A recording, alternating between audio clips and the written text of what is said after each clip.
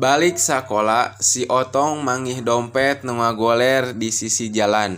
Eusina duit 100.000 salembar jeung surat-surat penting kaasup KTP jeung SIM nu bogana. Najan si Otong kaasup budak bangor, tapi da ari hatena mah bersih tara cuka cokot kanu lain hakna. Lain pedah didikan kolotna Udin jeung Icih nu nyebutkeun si Otong alus budi teh. Teu lian lantaran kapangaruhan ku didikan. Saenggeus maca alamat nu aya dina KTP, gidig si Otong indit saja mulangkeun dompet ka alamat nu kabeneran teu jauh ti kampungna.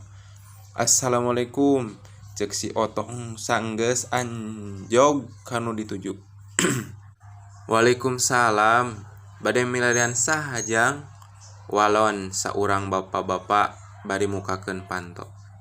Punten Pak, dupi bumina Pak Haji Abdul raras di dieu, tanya si Otong asa-asa. Nuhun, aya naon kitu? Pokna Malik nanya.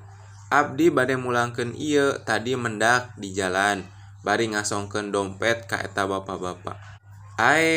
Pantesan atuh ku bapa di teangan tadi teu kapanggih, sing horeng ragdag di jalannya. Kitu teh bapa nampakeun eta dompet. Mangga Pak Rios bilih aya nu ical Pak, ceuk si Otong ngingetan.